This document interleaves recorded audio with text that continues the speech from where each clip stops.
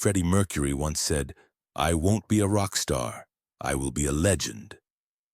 On November 24, 1991, in Garden Lodge, London, the prophecy came true.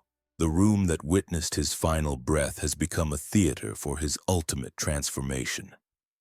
From whisper to thunderous voice, from shadow to blazing light, from mortal man to immortal legend.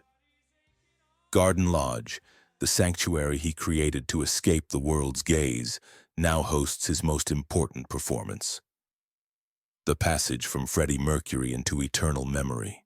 At 45 years old, he lies surrounded by the art he collected, the cats he adored, and the love of those few people who knew Farrokh Bulsara rather than the legend he became. His breath comes in shallow whispers. The same voice that once commanded 72,000 people at Live Aid, now reduced to barely audible sighs. But even in weakness, there's something commanding about his presence, as if he's conducting his own finale with the same precision he brought to every performance. The transformation is nearly complete. The shy boy from Zanzibar who hid behind piano keys has become the commanding god who could make stadiums sing in perfect harmony. The frightened child named Farrokh has evolved through Freddie into Mercury, and Mercury is about to become legend. Each stage of this metamorphosis required shedding one identity to embrace another, like a phoenix burning itself to be reborn more magnificent than before. The irony is devastating. The performer who spent his career hiding his true self behind theatrical personas will be remembered more authentically in death than he ever was in life. The shy boy from Zanzibar who became a legend by pretending to be fearless finds his greatest courage in facing the end with dignity and tact. Tomorrow, the world will learn that Freddie Mercury is gone. Tonight, he exists in that liminal space between performance and reality, between the myth and the man, between the voice that could reach the gods and the mortal body that houses it. The golden voice that sang about love, loss, and immortality prepares to discover which of those three is strongest. But the silence in Garden Lodge isn't empty, it's full of music. Every song he ever wrote, every note he ever sang, every moment he stood on stage and made the impossible seem inevitable. The show indeed must go on. But first we must understand how a frightened child named Farrokh learned to become Freddie, and how Freddie became Mercury, and how Mercury became legend. The story begins not with a bang, but with a whisper, in the tropical heat of a distant island, where a little boy first discovered that music could transform fear into power. September 5th, 1946. Stone Town, Zanzibar. In a world where East meets West under the burning African sun, Farrokh Bulsara enters life as the son of two cultures, destined to spend his entire existence navigating the spaces between identities. His father, Bohemian, works as a cashier for the British Colonial Office, while his mother, Jer, tends to their home with the quiet efficiency of someone who understands that survival often depends on invisibility. The Zanzibar of Farrokh's childhood is a symphony of cultural collision. Ancient spice trade routes intersecting with British colonial administration. Islamic calls to prayer echoing alongside Christian hymns. African rhythms mixing with Indian melodies in a sonic landscape that will later flow through every song Freddie Mercury writes. This musical chaos becomes his first classroom in the art of transformation, teaching him that beauty can emerge from the collision of seemingly incompatible elements. The shadow of shyness that dominates Farrokh's early years creates the negative space that will later be filled by Freddie's commanding presence. His prominent teeth and resulting lisp make him reluctant to speak, much less sing. But these perceived flaws become the foundation of his unique vocal style. The boy who whispers to avoid attention will one day thunder across stadiums with a voice that seems to come from the gods themselves. The teasing from other children cuts deeper than any physical wound, creating internal scars that will later fuel his need for universal acceptance. Bucktooth, they call him. Bucky, turning his smile into a source of shame rather than joy. Young Farrokh begins covering his mouth when he laughs, speaking in mumbles, trying to make himself invisible. But invisibility, he discovers, is its own kind of prison, one that music will eventually help him escape. His parents, Bohemian and Jer, watch their sensitive son retreat further into himself with growing concern. They see flashes of brilliance, the way he can pick out melodies by ear, his ability to draw with startling precision, his absorption in the classical music that plays on their radio. But they also see a child who seems to be disappearing, becoming less substantial with each social rejection. But it's the piano that first reveals the magic of transformation. When Farrokh sits at the keyboard, the shy boy disappears and something else emerges, confident, commanding, utterly in control. His fingers find melodies that his voice cannot yet express, but the connection between music and metamorphosis is established. The piano becomes his first stage, his bedroom the first venue where he learns that performance can transform fear into power. The discovery happens gradually, through hours of solitary practice when the rest of the household sleeps. Late at night, with only the tropical stars as audience, Farrokh begins to experiment with different versions of himself. He plays classical pieces with perfect technique, then improvises wild variations that incorporate the African rhythms he hears in the streets. These midnight sessions become his first lessons in reinvention, teaching him that identity is fluid, that personality can be composed like music. The boarding school years at St. Peter's in India marked the beginning of his conscious transformation from Farrokh into someone else. Away from the social hierarchies of Zanzibar, surrounded by boys from similar backgrounds of displacement and cultural mixing, he finds the courage to experiment with performance in ways that would have been impossible at home. The formation of the Hectics provides his first taste of what it feels like to be the center of attention for positive reasons, but even these early triumphs carry the seeds of future complications. Farrokh discovers that applause is addictive, that the approval of strangers can temporarily fill the emotional holes created by childhood rejection. The shy boy who once avoided attention now craves it, understanding intuitively that performance can provide the validation that ordinary social interaction has always denied him. The move to boarding school in India when Farrokh is 8 years old should feel like exile, but instead it becomes liberation. At St. Peter's School in Panchgani, away from the social hierarchies of Zanzibar, he discovers that talent can overcome appearance, that music can transform the weak into the powerful. He forms his first band, the Hectics, playing covers of rock and roll songs on a piano that barely stays in tune.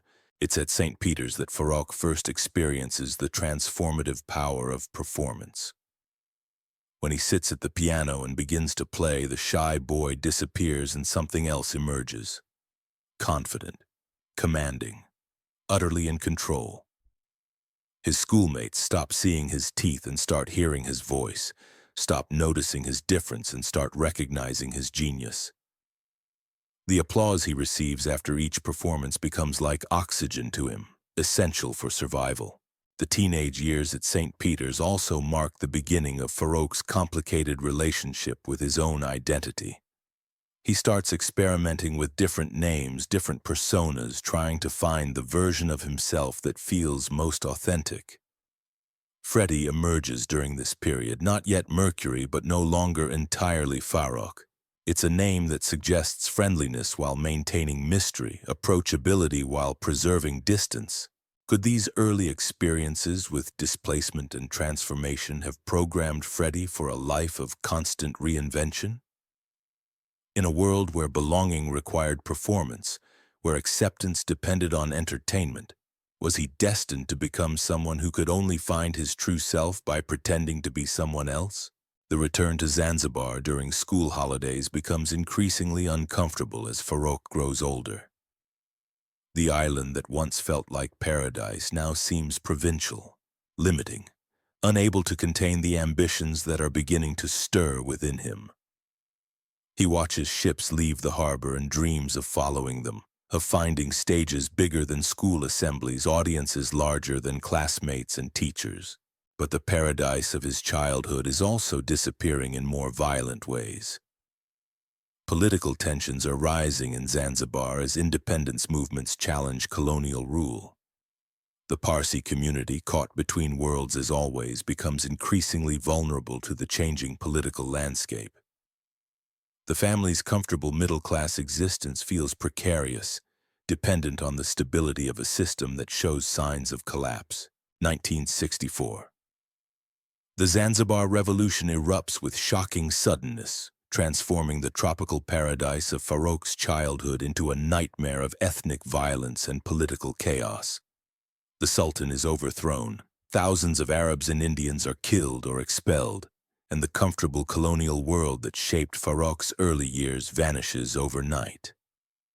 The Bulsara family, like many Parsi families, faces an impossible choice. Stay and risk persecution, or leave everything behind and start over in an unknown land. The decision to flee to England represents both devastating loss and unexpected opportunity. Farrokh loses the only home he has ever known, but he gains access to the country that created the Beatles, the Rolling Stones, and the Who. The 18-year-old who boards the plane to London carries little more than his artistic ambitions and an unshakable belief that he is destined for something greater than the circumstances of his birth. London in 1964 pulses with musical revolution. The British invasion has conquered America, and every working-class kid with a guitar and a dream believes they can be the next big thing. But Farrokh arrives with advantages that most aspiring musicians lack. Classical training, multicultural influences, and a perfectionist streak inherited from his Parsi heritage. He enrolls at Ealing College of Art to study graphic design, but his real education happens in the clubs and venues where London's music scene is being born. The art school environment provides the perfect laboratory for Farrokh's continued transformation. Surrounded by students who are experimenting with their own identities, who view reinvention as artistic expression rather than personal deception, he finds permission to become more theatrical, more flamboyant, more visible. The shy boy from Zanzibar begins to emerge from his shell, but the emergence is calculated, controlled, designed to create maximum impact. His graphic design studies prove invaluable in ways that extend far beyond artistic technique. Farrokh learns to think visually, to understand how images can communicate emotions and ideas more powerfully than words. He develops an eye for composition, color, and dramatic effect that will later make Queen's album covers and stage shows legendary. But more importantly, he learns to see himself as a work of art in progress, a creation that can be constantly refined and reimagined. The transformation from Farrokh to Freddie accelerates during these art school years, but it's a gradual process that requires careful experimentation. He tries different names, different personas, different ways of moving through the world. Freddie emerges as the winner, friendly enough to be approachable, exotic enough to be memorable, theatrical enough to suggest possibilities beyond the ordinary. It's a name that can grow, that can accommodate the ambitions that are beginning to stir within him. The London club scene of the late 1960s becomes Freddie's finishing school in the art of performance. He haunts venues like the Marquee Club and the Roundhouse, studying how successful performers command attention, how they create intimacy with audiences, how they transform nervous energy into magnetic presence. These observations become part of his expanding toolkit for transformation, techniques he stores away for future use. His first serious romantic relationship with Mary Austin begins during this period of intense self-creation. Mary works at the fashionable boutique Biba, surrounded by the cutting-edge fashion and design that define London's creative scene. She represents something that Freddie has rarely experienced: acceptance without performance requirements, love that seems unconditional rather than earned through entertainment. But Mary also becomes witness to Freddie's ongoing struggle with his own identity. She sees him experimenting with makeup, with clothing that blurs gender boundaries, with personas that shift depending on his mood and audience. Most importantly, she observes his growing awareness that his attractions and desires extend beyond conventional heterosexual patterns, that his capacity for love encompasses territories that 1960s society hasn't yet learned to acknowledge. The relationship with Mary becomes a kind of emotional anchor during Freddie's period of rapid transformation. While everything else in his life, his name, his appearance, his career ambitions, remains fluid, his connection to Mary provides stability and continuity. She becomes the keeper of his secrets, the person who knows all his different selves and loves him anyway. But even as their romantic relationship deepens, Freddie becomes increasingly aware of attractions that he cannot fully explore within its boundaries. His sexuality, like everything else about him, refuses to fit conventional categories. He's drawn to women like Mary, but he's also fascinated by men whose beauty and charisma match his own. The discovery creates internal conflicts that will take years to resolve.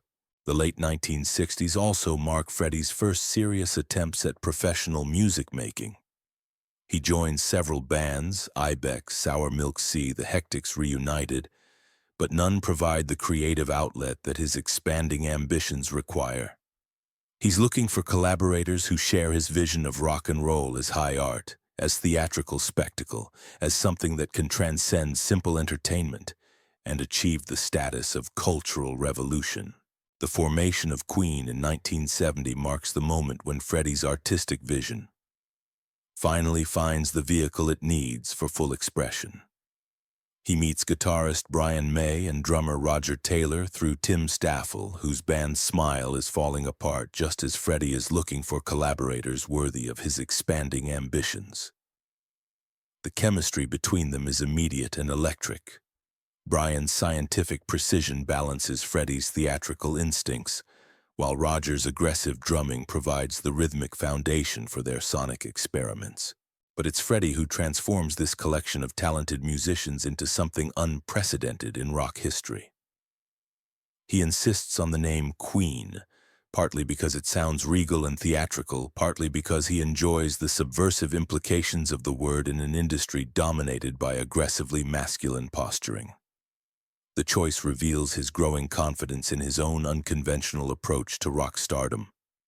His willingness to challenge expectations even when such challenges might limit commercial appeal. The logo he designs for the band becomes one of the most recognizable symbols in rock history.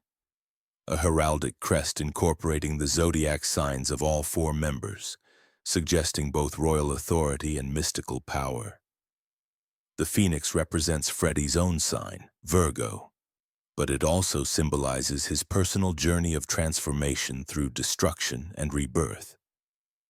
Every element of the design reflects his understanding that rock and roll can be both popular entertainment and high art, both accessible and mysterious. Most importantly, Freddie brings to Queen a vision of rock and roll as theatrical spectacle that transcends simple entertainment. He's not content to be just another rock singer. He wants to create performances that feel like opera, like religious experiences, like moments when the ordinary world becomes magical. His ambitions are so large that they seem almost delusional, but his talent proves capable of making the impossible feel inevitable. The early Queen albums reveal an artist still finding his voice, but the scope of his ambitions is already unmistakable. Each song becomes an opportunity to explore different aspects of his expanding persona. The romantic balladeer on Love of My Life, the heavy metal god on Stone Cold Crazy, the operatic dramatist on The March of the Black Queen. He approaches each track like a composer writing for different characters in an ongoing musical drama, but success doesn't come easily or quickly. Queen spends their first years playing small venues, building an audience one fan at a time, learning to translate Freddie's grand theatrical vision into live performance that can work in intimate spaces as well as vast arenas. The process teaches him invaluable lessons about commanding attention, about transforming nervous energy into magnetic presence, about making every person in an audience feel personally connected to the music.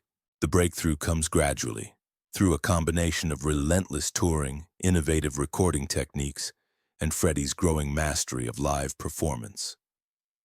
Each show becomes a laboratory for testing new ideas about stagecraft, costume design, and audience interaction.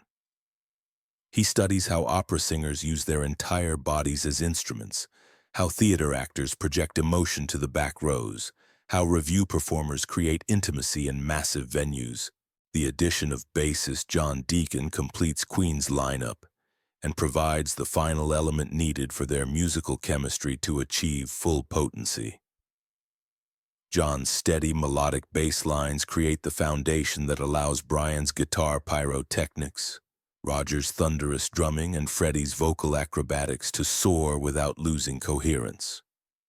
The four-piece becomes a musical organism where each member's strengths complement and amplify the others. But it's the development of their live show that truly sets Queen apart from their contemporaries. Freddie's stage costumes become increasingly elaborate. Leather and studs for heavy metal aggression, flowing robes for regal majesty, skin-tight jumpsuits for androgynous glamour. Each outfit represents a different facet of his personality, allowing him to explore aspects of himself that might otherwise remain hidden behind the shy boy's protective shell.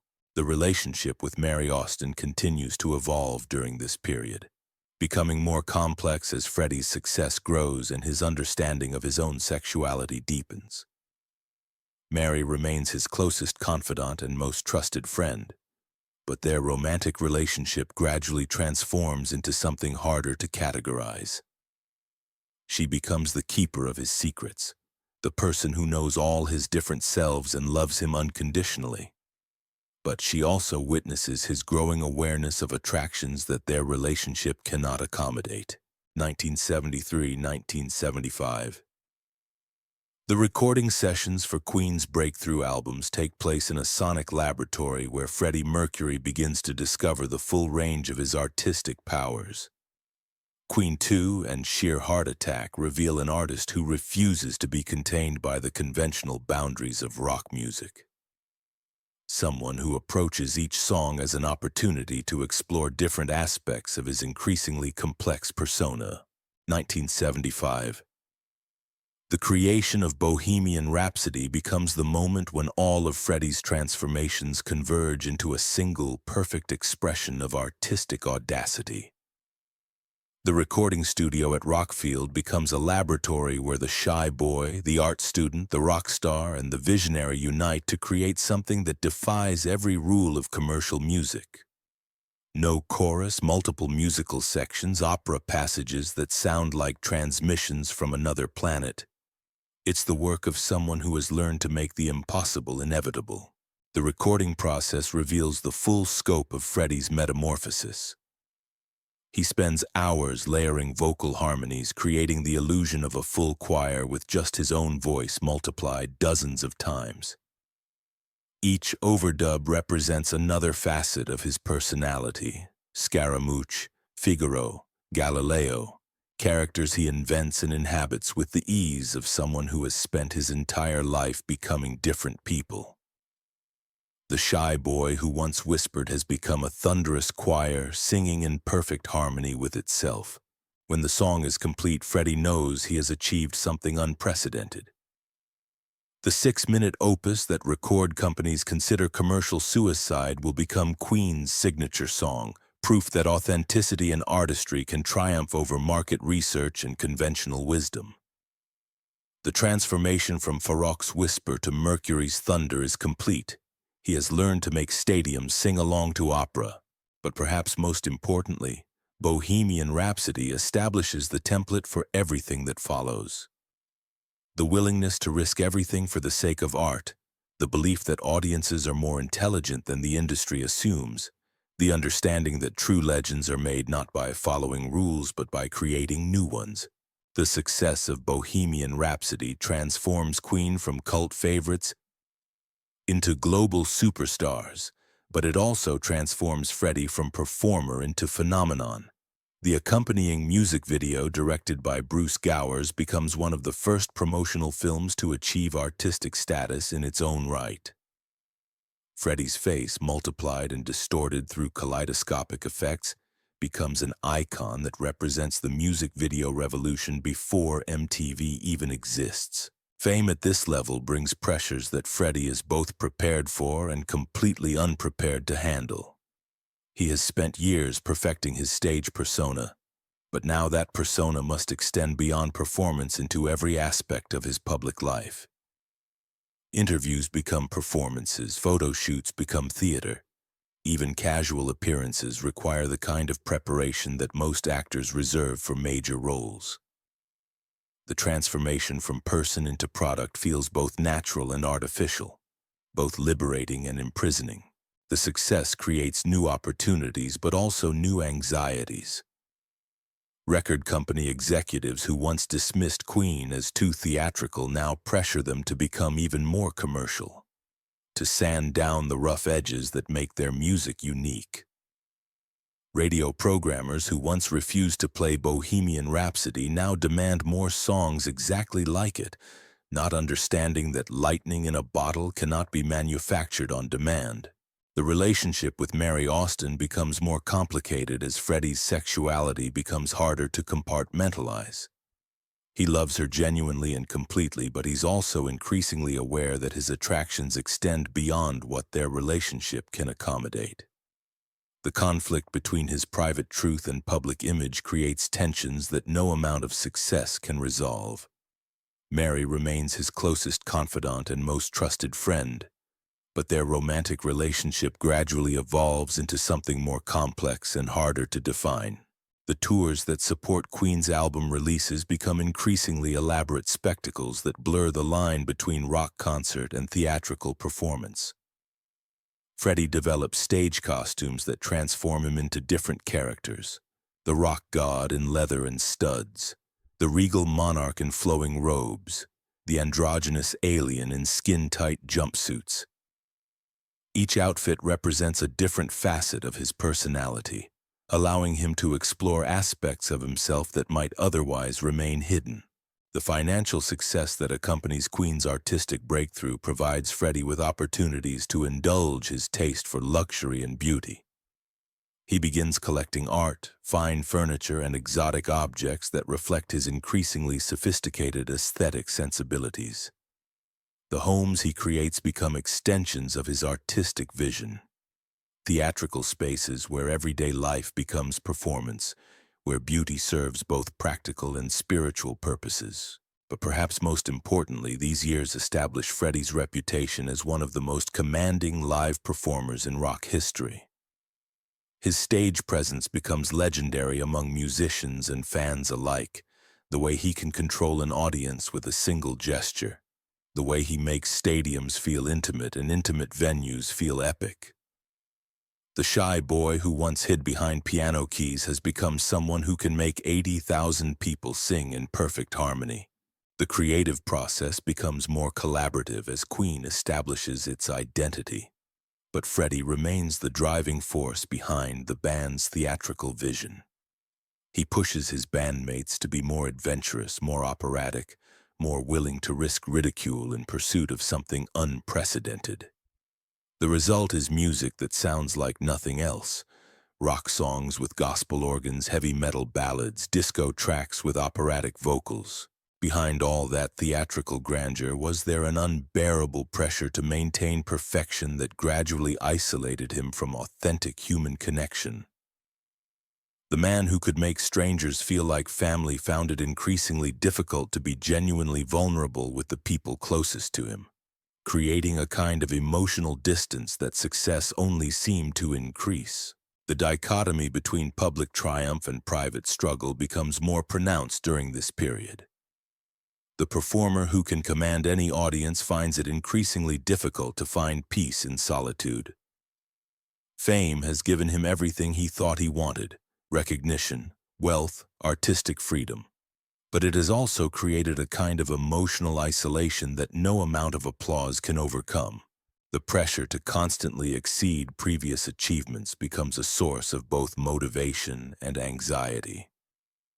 Each new album must be better than the last, each tour more spectacular than its predecessor, each performance more memorable than anything that came before. The standards that Freddie sets for himself are impossibly high, creating a perfectionism that drives him to greatness but also threatens to consume him. July 13, 1985, Wembley Stadium, London. At 6:41 p.m. Greenwich Mean Time, the ultimate transformation reaches its climax.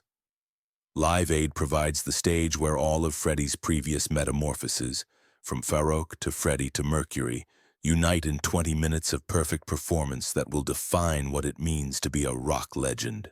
He steps into the spotlight wearing simple clothes, white tank top, blue jeans, because he no longer needs costumes to command attention. The shy boy who once hid behind elaborate personas now possesses such authentic power that simplicity becomes his greatest theatrical statement. When he raises his arms to conduct 72,000 people in synchronized clapping during Radio Gaga, the transformation is complete. From whisper to thunderous voice, from shadow to blazing light, from mortal performer to immortal legend. This is the moment when Freddie Mercury becomes exactly who he was always meant to be. 20 years of careful metamorphosis converge into 20 minutes of pure authenticity. The frightened child who couldn't speak without lisping now makes the entire world sing in perfect harmony. The outsider who never belonged anywhere now commands the ultimate insider status, the center of the musical universe. The performance doesn't just entertain, it demonstrates the transformative power of music itself.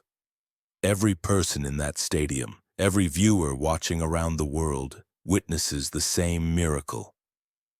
One voice becoming many, one person becoming everyone, mortal artistry touching something eternal. Freddie has achieved what every performer dreams of, the moment when technique transcends into magic, when performance becomes truth. But for Freddie, Live Aid represents something more personal than professional triumph. Standing on that stage, commanding that massive audience, he experiences a moment of perfect alignment between his private self and public persona. The shy boy from Zanzibar, the art student from London, the rock star with secrets. All these identities converge into a single, authentic moment of pure performance. For 20 minutes, Freddie Mercury becomes exactly who he was always meant to be. The backstage celebrations that follow Live Aid feel like a cosmic victory lap. Musicians who have spent decades competing with each other come together in recognition that they have all participated in something unprecedented. Elton John, David Bowie, Paul McCartney, legends in their own right, approach Freddie with the kind of respect usually reserved for royalty. The performer who once worried about fitting in now finds himself at the center of the musical universe. The performance establishes Queen's reputation as the greatest live band in the world. But it also creates expectations that feel impossible to sustain. How do you follow the perfect performance? How do you maintain the level of theatrical grandeur that Live Aid demonstrated? The success becomes both inspiration and burden, proof of what's possible and reminder of what's expected. More privately, Live Aid marks the beginning of Freddie's awareness that his time might be limited. Not because of any specific health concerns, those are still years away, but because of an intuitive understanding that moments of perfect artistic achievement are rare and precious. The performer who built his career on the belief that the show must go on begins to understand that every show might be among his last. The period following Live Aid brings new levels of creative freedom and commercial success, but also new pressures to maintain the impossible standard that Wembley established. Queen's subsequent albums and tours are measured against that single perfect performance, creating a kind of artistic perfectionism that becomes increasingly difficult to satisfy. Freddie's personal life during this period becomes more complex as he begins to acknowledge attractions and desires that he has kept hidden for years. His relationship with Mary Austin evolves into something that transcends traditional categories. Not quite romantic, not quite platonic, but absolutely essential to his emotional survival. She becomes his confidant, his anchor, the person who knows all his secrets and loves him anyway. Was this moment of perfect performance worth the isolation and pressure that followed? For Freddie, the question becomes academic. Live Aid proves that transcendence is possible, that 20 minutes of perfect art can justify a lifetime of struggle. The boy who once dreamed of becoming a legend has achieved legendary status, but he's beginning to understand that legends are remembered precisely because they don't last forever. The creative output that follows Live Aid shows an artist operating at the peak of his powers, but also grappling with increasingly personal themes. Songs like Who Wants to Live Forever and The Show Must Go On seem to anticipate mortality in ways that feel prophetic rather than coincidental. Freddie's voice remains as powerful as ever, but the emotions he channels become more urgent, more desperate, more aware of time's passage. The dichotomy between public triumph and private struggle becomes more pronounced during this period. The man who can command any audience finds it increasingly difficult to find peace in solitude. Fame has given him everything he thought he wanted: recognition, wealth, artistic freedom. But it has also created a kind of emotional isolation that no amount of applause can overcome. 1986, 1991. The final act of Freddie Mercury's life unfolds like a classical tragedy, inevitable, devastating, and somehow beautiful in its terrible completeness. The diagnosis, when it finally comes, feels less like shock than confirmation of fears he has carried for months. HIV, the virus that is decimating the gay community, has found its way into his bloodstream. The performer who spent his career transforming fear into art now faces the ultimate transformation: mortality into memory.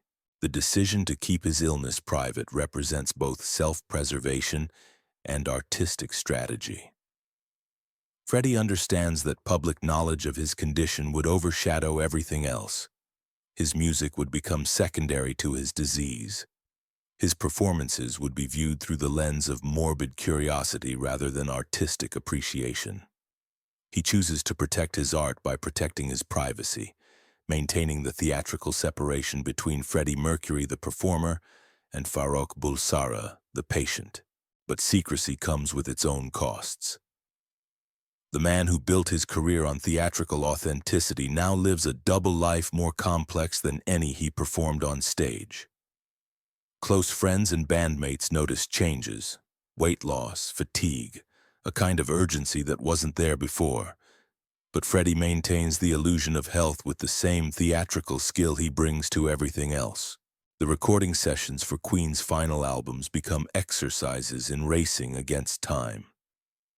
Freddie approaches each song as if it might be his last, layering vocals with an intensity that suggests both desperation and determination.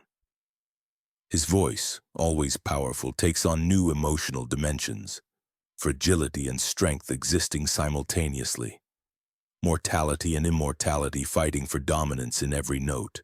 The Show Must Go On, recorded during one of his final studio sessions, becomes an inadvertent autobiography set to music. The lyrics speak of empty spaces that need filling, of the performer's obligation to continue despite personal cost, of the love that survives even when the lover cannot. Freddie's voice, weakened by illness but strengthened by will, delivers these words with the authority of someone who has lived their truth completely.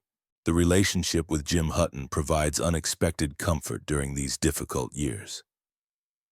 Jim offers something that Freddie has rarely experienced: love without agenda, companionship without performance expectations, acceptance without the need for constant entertainment. Their relationship exists largely in private, away from the cameras and crowds, allowing Freddie to experience a kind of normalcy that fame has made almost impossible. But even as his body weakens, Freddie's creative output remains extraordinary. He continues writing, continues recording, continues pushing his voice to achieve effects that should be impossible for someone in his condition. The final Queen albums reveal an artist who has achieved complete mastery of his craft, just as that craft is being taken away from him. The cats that populate Garden Lodge become unexpected sources of comfort and continuity. Delilah, Goliath, Lily, Miko, Oscar, Tiffany, each animal represents a different aspect of Freddie's personality, from the dramatic to the gentle to the mischievous. He writes songs for them, talks to them as confidants, finds in their presence the unconditional acceptance that human relationships often complicate. The public appearances become rarer and more carefully staged as Freddie's condition worsens. Each photograph, each interview, each brief glimpse requires extensive preparation to maintain the illusion that nothing has changed. The performer who once relied on spontaneity now must choreograph every public moment to hide the reality of his situation. Can anyone ever truly escape from the shadow of their darkest moments? For Freddie, the question becomes irrelevant. He doesn't try to escape the darkness, but to transform it, to make his final act as meaningful as any performance he has ever given. The artist who built his career on theatrical transformation approaches death as his ultimate creative challenge. The farewell takes place gradually, in private moments and coded messages rather than dramatic announcements. Songs become love letters to fans he will never meet again. Rehearsals become final conversations with bandmates who have shared 20 years of impossible adventures. Quiet evenings at Garden Lodge become opportunities to say goodbye to the life he created through sheer force of will and artistic vision. November 23, 1991. Garden Lodge becomes the stage for Freddie's final transformation. From legend back to human, from performance to truth, from public figure to private person preparing for the ultimate exit. The bedroom where he will die tomorrow has been transformed into his last theatrical space. But this time, the only audience that matters consists of the few people who love Farrokh rather than worship Freddie. The statement he releases reads like a final song lyric, carefully composed to reveal just enough truth while maintaining the mystery that has always surrounded him. 24 hours later, the transformation will be complete. From mortal man to immortal voice, from earthly performer to eternal legend. The show, as he always promised, will go on, but the showman must finally take his final bow. In these last hours, all his identities converge one final time. The cats that surround him represent the gentle Farrokh who never quite disappeared.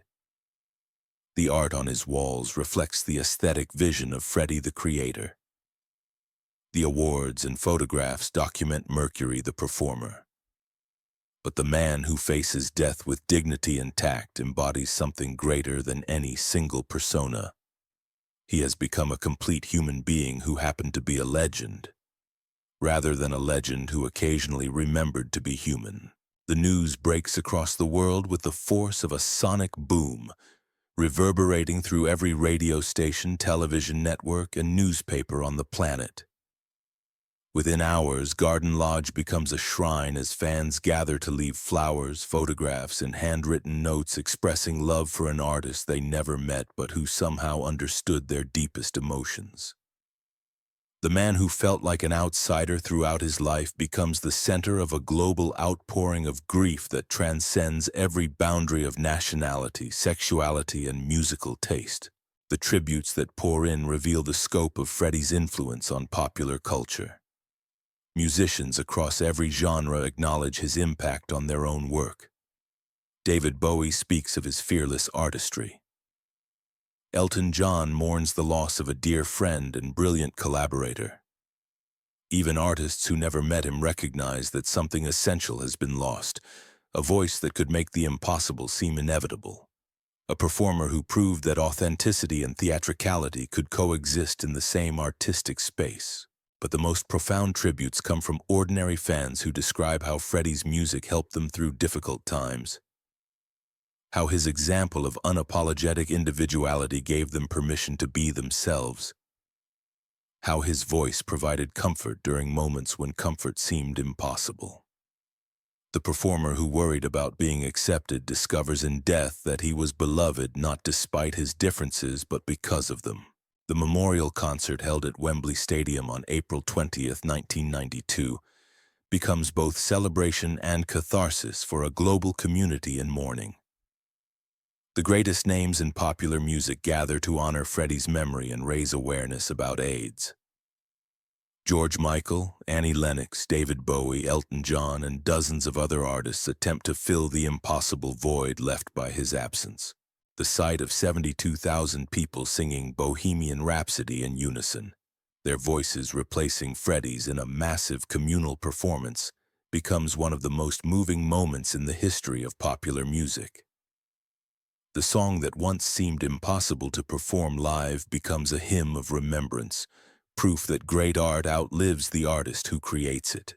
Was his death preventable, or was it the inevitable conclusion of a life lived without compromise? The question haunts everyone who loved his music, but perhaps the answer matters less than the legacy he created. Freddie Mercury proved that transformation is possible, that outsiders can become icons, that art can transcend every limitation of circumstance and birth. The establishment of the Mercury Phoenix Trust, using proceeds from the memorial concert and continuing royalties, transforms Freddie's death into a force for fighting the disease that killed him. The foundation funds AIDS research and education programs around the world, turning personal tragedy into global activism. The performer who kept his illness private becomes, in death, one of the most important advocates for AIDS awareness. 25 years after his death, Freddie Mercury's influence on popular culture remains undimmed.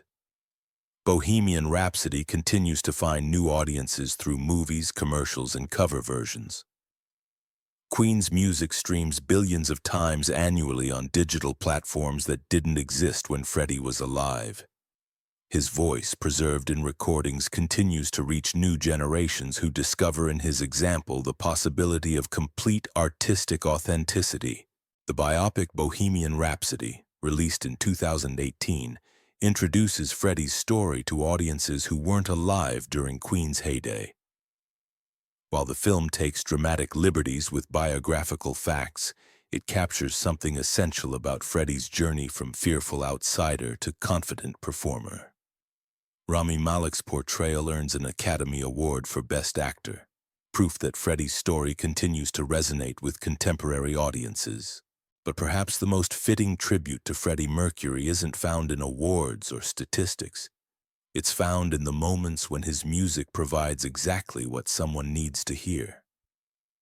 When We Are the Champions plays after a hard-fought victory. When Somebody to Love offers comfort to the lonely. When Don't Stop Me Now provides the soundtrack for pure joy. In those moments, Freddie's voice bridges the gap between performer and audience, creating the connection he always sought. The question that defines Freddie Mercury's legacy isn't whether he lived long enough, but whether he lived completely enough. The evidence suggests that he did, that in 45 years he experienced more transformation, created more beauty, and touched more lives than most people manage in twice that time. The shy boy from Zanzibar who dreamed of becoming a legend achieved that dream not through compromise or calculation, but through the radical act of becoming completely, authentically himself. In the end, Freddie Mercury represents something both magnificent and heartbreaking about the relationship between art and identity. His story suggests that complete artistic authenticity is possible, but it also warns that such authenticity requires sacrificing the privacy and normalcy that most people take for granted. He gave the world his voice, his vision, and ultimately his life, receiving in return a kind of immortality that transcends the biological limitations that ultimately claimed him. The little boy who once hid behind piano keys because he was ashamed of his teeth became a performer who could make millions of people smile. The refugee who lost his homeland created a musical home that belongs to everyone, The outsider who never quite fit anywhere became the center of a global community that continues to gather in his memory. And the mortal man who feared ordinariness achieved the ultimate victory over mortality, becoming a legend whose voice will echo long after the last person who knew him personally has joined him in whatever comes after the final bow. Freddie Mercury didn't just sing about the show going on. He lived it, embodied it, and in doing so, became immortal. The transformation from whisper to thunderous voice is complete. The journey from shadow to blazing light has reached its destination. In Garden Lodge, surrounded by art and cats and love, the shy boy from Zanzibar completed his final metamorphosis. From legend back to legend, from performance to eternal truth. Somewhere tonight, someone presses play on Bohemian Rhapsody and discovers for the first time that a single voice can contain multitudes. That one performer can embody every contradiction of human experience. That transformation is not just possible but inevitable for those brave enough to shed their shadows and step into the light.